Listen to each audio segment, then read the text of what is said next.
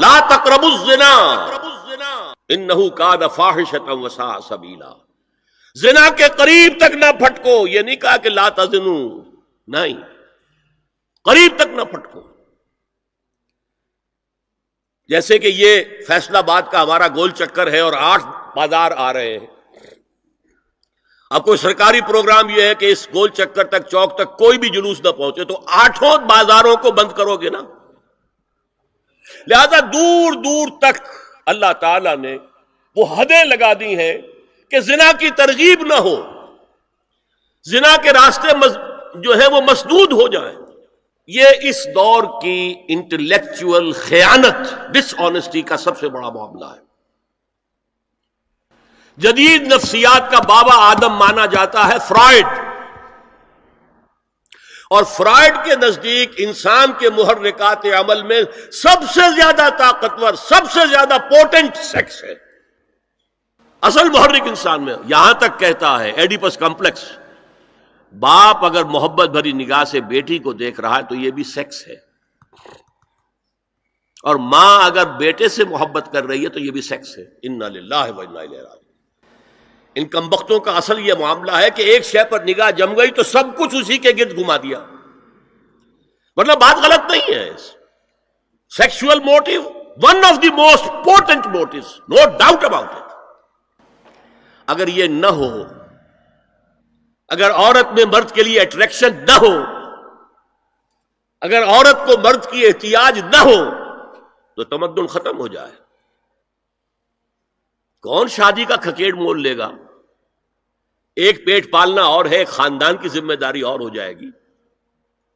یہ اس قدر زبردست جو ہے، یہ موٹیویشن ہے، اندر سے جذبہ ہے اور اٹریکشن ہے شدید. اس اعتبار سے یوں سمجھیے، جتنا زوردار گھوڑا ہو اتنی ہی زوردار لگام چاہیے اگر ڈسپلن میں رکھنا چاہتے ہیں. لہذا اس سیکس کو ڈسپلن میں لانے کے لیے کہ قانونی تعلق ہو ایک مرد اور عورت کے درمیان، ازدواج ہو، شادی ہو جائے، یا دوسرا راستہ وہ بھی تھا جو آج کل نہیں رہا، باندھی ہو کسی کی، مل کے یمین ہو، ان کے اندر سیکشول انٹرکورس جو ہے وہ ہو اور اس سے باہر نگاہ بھی نہ جائے. قرآن اور حضور دونوں کس قدر حقیقت پسند ہے. سورہ آل عمران میں فرمایا زُيِّنَ لِلنَّاسِ حُبُّ الشَّهَوَاتِ مِنَ النِّسَاءِ وَالْبَنِينَ وَالْقَنَاطِيرِ الْمُقَنطَرَةِ مِنَ الذَّهَبِ وَالْفِضَّةِ وَالْخَيْلِ الْمُسَوَّمَةِ وَالْأَنْعَامِ وَالْحَرْثِ. انسان کے اندر محبت پلا دی گئی ہے، مزین کر دی گئی ہے. کن کن چیزوں کی؟ سب سے پہلے عورت، سب سے امپورٹنٹ موٹیو عورت، پھر بیٹے، پھر ڈھیروں مال، سونا چاندی، آلہ گھوڑے نشان زدہ، اور مال مویشی اور کھیتی، لیکن سب سے پہلے عورت.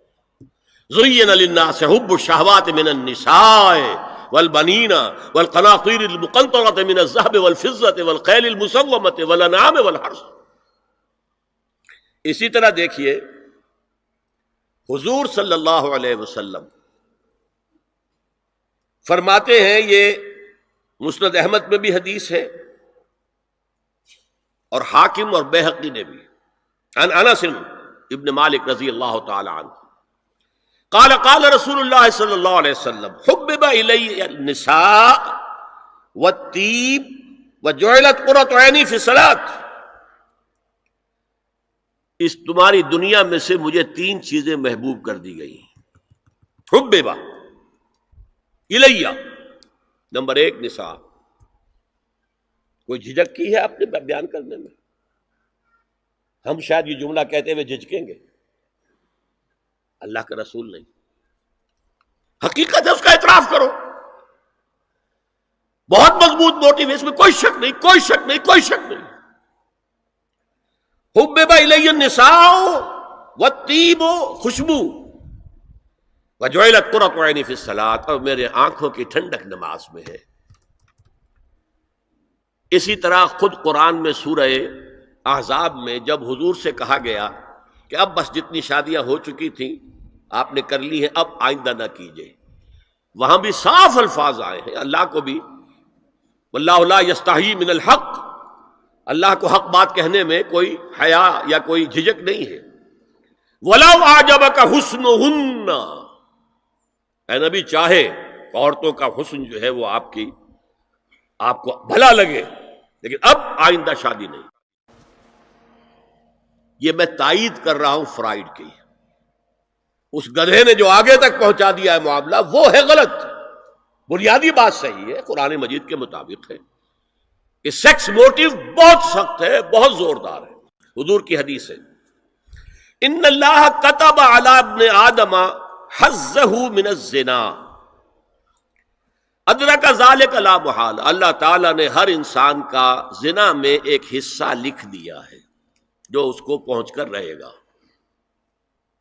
فزنا العین النظر، آنکھوں کا زنا ہے نامحرم عورت کو دیکھنا، یہ بھی زنا ہے۔ اگر زنا کو روکنا ہے تو یہاں پر بھی قدغن لگے گی۔ ایک جگہ آیا ہے حدیث میں النظر سہم، یہ تیر ہے، یہ نظر جو ہے نگاہوں کے تیر، یہ تو آپ شاعری کے اندر بھی اور گانوں کے اندر بھی نگاہوں کے تیر سنتے ہیں کہ نہیں سنتے؟ النظر سہم، یہ تیر ہے۔ وزنا اللسان النطق یا منطق، زبان کا زنا ہے کسی عورت سے گفتگو کر کے چٹخارے لینا۔ عورت کی آواز میں بھی ایک لوچ ہے، حسن ہے، اللہ تعالیٰ نے اسے سراپا ایسا بنایا ہے کہ مرد کے لیے اس کی ہر شے کے اندر اٹریکشن ہے، اس کی آواز میں اٹریکشن ہے۔ والنفس تمنا و تشتہی، اور باقی رہ گیا نفس، وہ تمنا کرتا ہے کہ اب میں اس سے آگے بھی بڑھوں اور زنا بھی کر لوں۔ والفرج یصدق ذلک کلہ اور یکذب، لیکن یہ ہو بھی سکتا ہے نہیں بھی ہوتا، لیکن یہ زنا تو کر چکا نا، کان کا زنا اس نے کر لیا، آنکھ کا زنا اس نے کر لیا، زبان کا زنا اس نے کر لیا۔ تو زنا کا روک تھام، زنا کی جو ہمارے معاشرتی اہداف کے اندر بہت اہم ہے، بہت اہم ہے، بہت اہم، ورنہ معاشرہ ٹوٹ پھوٹ کا شکار ہو جائے گا۔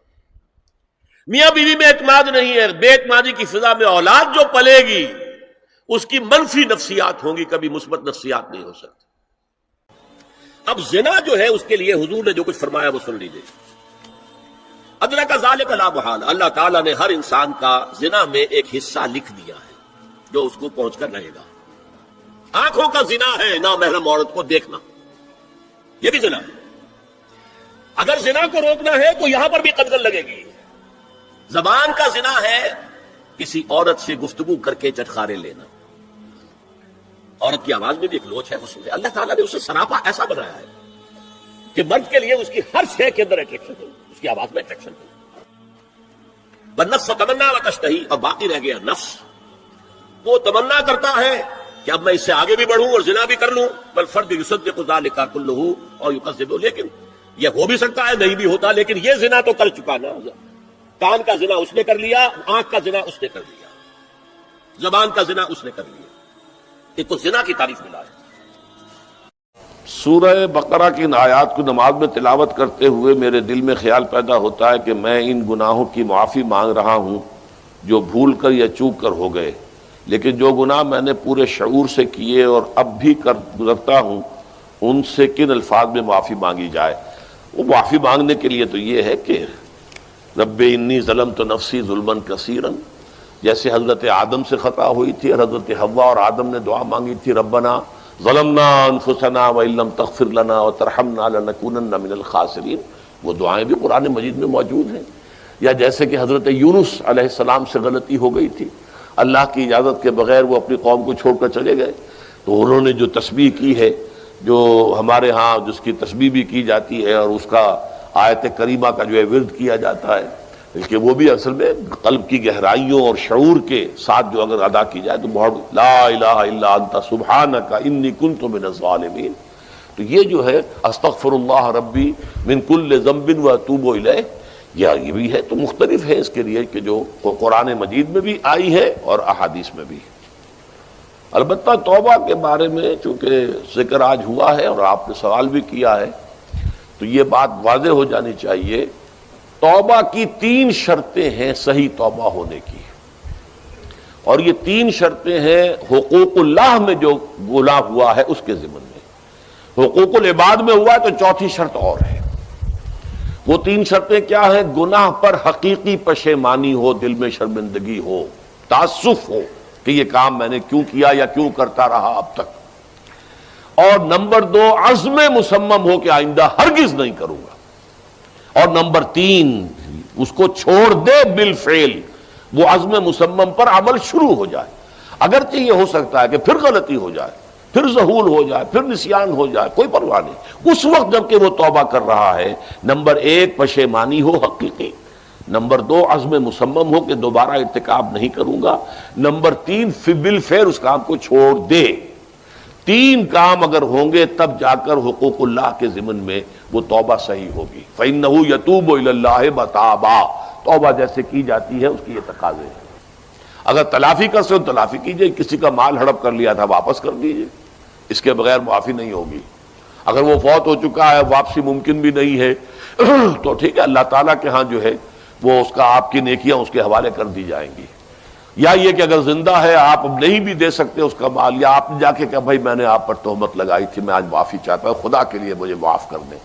اور یہاں تک آتا ہے بعض صحابہ کا طرز عمل کہ ایک صاحب اپنے اسی طریقے سے ساتھی سے معافی مانگ رہے تھے، انہوں نے کوئی سرسری طور پہ اچھا جی ٹھیک ہے میں نے معاف کیا، لیکن انہوں نے محسوس کیا کہ یہ دل سے معاف نہیں کر رہے، وہ زمین پر لیٹ گئے اور اپنا گال ایک جو ہے زمین پر ٹکا کر دوسرے کا، اس پر میرا اپنا پاؤں میرے دوسرے گال پر رکھو تو مجھے یقین ہوگا کہ تم نے واقعی مجھے معاف کیا ہے۔